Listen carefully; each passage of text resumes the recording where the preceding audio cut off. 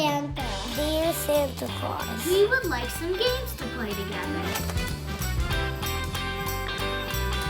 There were over 400 letters that had been delivered to that apartment. It was overwhelming. They were spilling out of the mailbox. We always knew Santa Claus had pen pals. I remember at the time, it was like, what do we do with all these letters? But somehow, these letters addressed to him all went to the same New York City apartment. And for at least a decade now, no one seems to know why. Nobody can really give us a straight answer. When Jim Glaub moved into an apartment in this West 22nd Street building in Manhattan about 15 years ago, he already had an inkling he'd be getting mysterious mail. Dear Santa Claus, first of all, I want to wish you a Merry Christmas. My friends who lived there before had said that when we were looking around at the space, they're like, oh, just so you know, you're going to get these weird Christmas letters, Santa letters, probably every year. But he had no idea that in 2010, the pileup would get out of control. We started to get 2, 3, 4 a day, 5 a day, every day.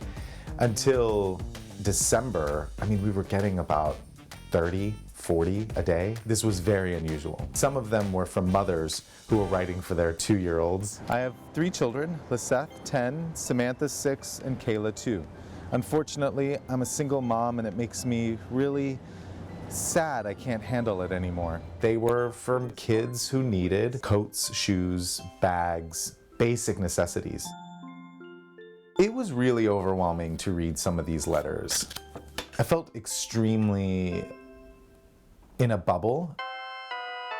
It wasn't until we had a 1960s holiday party and the letters were stacked up in the corner. And a lot of people were like, what is this? What are these letters that are in your apartment? Amanda Lehner was at that party. I thought it was very strange. We started reading them and decided to fulfill them. And it sort of turned into this sort of like little community thing where everybody started to take the letters. So you don't live there now, but do you still take those letters and fulfill them? Yes, we take the letters and still fulfill them to this day. Just imagine this times 100. Everyone who's lived in that apartment has been so amazing about this. I just moved here about 3 months ago from Baton Rouge, and now I'm living in Santa Claus's apartment. Meredith McKernan is the newest tenant of the 22nd Street apartment. No, seriously, this is like a real thing. Yeah. You're gonna get these letters. And Jim sent Meredith and her roommate a note about the letters after he moved out a few years ago. In Louisiana around Christmas time, helping families is what I've grown up doing, and I think this is kind of a sign, like we're receiving these letters.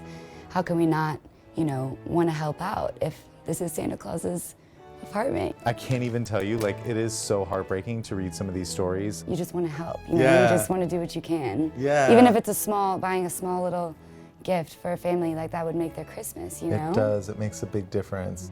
I think that there's something magic about that address that I think people have wanted to carry it forward. We were flooded with texts and messages from people all over the world who were touched by this story and really inspired us to create a nonprofit that does this every year. The nonprofit is called Miracle on 22nd Street, a nod to the Christmas classic Miracle on 34th Street.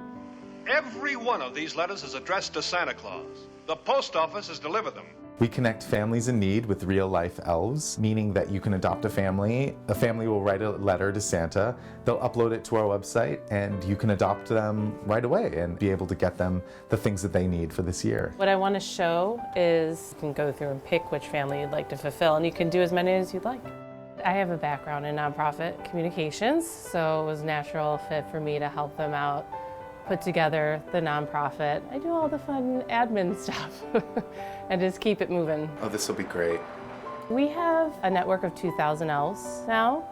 Every year we hit around 500 families.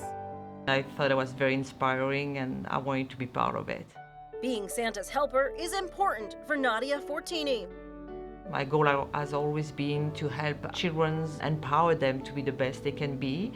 I grew up in a family, we were not poor, but we didn't have necessarily a lot. She's been volunteering with various organizations for the last 20 years, and most recently with Miracle on 22nd Street. 3 Christmases ago, she was matched with a family of 9 from Arkansas. I looked through the wish list and sent a gift to everybody, including the parents. I know it could get really cold in Arkansas, so I got those cute little boots and gloves. The mother told me many times she felt so overwhelmed. She cried of joy to see all those gifts for the children and even themselves. And after that, we built this great friendship with the family. So here is Amber. And it's a friendship that led Nadia to becoming the photographer for the wedding of the family's oldest daughter. There was a picture I took right before the reveal with her fiancé, Ron. That was my first time meeting them in person. It was magical. I didn't feel like I was meeting them for the first time. I took some pictures of their wedding and helped the other girls getting ready as well. And it was just wonderful to be part of this experience and being able to help out and then, being able to attend this magical moment for their family. Nadia has enlisted her colleagues at Microsoft in Seattle to participate too. I have several colleagues that came to talk to me about it, and they signed up to receive a Santa letter. So they're very excited. It is hard to deal with the sadness on their faces every single Christmas. They're always expecting way too much from what I can afford. So did you ever solve the mystery of where the letters are coming from? Okay, so do you want the practical answer or the magical answer? Both. The practical answer is that the address was actually listed on a PTA newsletter that went out to the school district. We didn't get any confirmation from that. We've asked families that submitted to the letters. A lot of them also, when you ask them, they didn't want to feel like they're getting in trouble. I reached out to the New York City Public School District for some answers. They didn't have any either. The magical answer.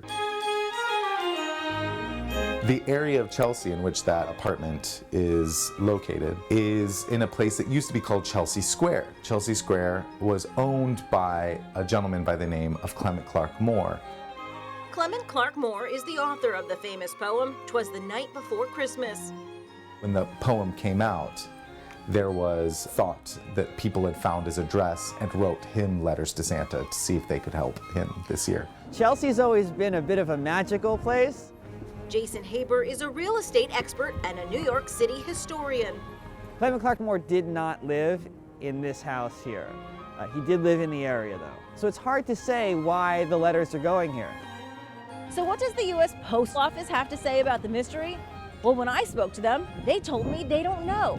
The thing that I think is so bizarre about this whole thing is that it's turned into something greater than us. It's so many people that have been connected to people that they never would have been connected before. Another unique connection was made possible because of these letters. One of the calls that we got was from Tina Fey. She left a voicemail and was like, "I love your story. Can we turn it into a film?" I was like, oh my God, yes, of course. So she's been writing the movie with her husband, Jeff Richmond. I'm really happy about the movie coming out, and it'll be really funny to watch the whole story play out in a holiday film. And I love holiday films, so I feel like it'll be like the feel-good movie of the year. It'll be nice, warm, and fuzzy. Yeah. I mean, what could be better? I was wondering if you can give me a hand and help my kids this Christmas. I would love to see a smile on their face. They're so innocent. Hopefully, you can help me. I used to be very obsessed with trying to figure out where those letters came from, but now I don't care as much. It's just magic. It's part of the fun. So I guess if we were to find out where the letters came from, that seems great, but there's some magic behind this, and that feels like the spirit and the reason for this season. Thank you now for anything you would be able to do for me and my family. Thank you. Merry Christmas. Sincerely, Patricia. And that's The Miracle on 22nd Street. I'm Leigh Scheps for InsideEdition.com.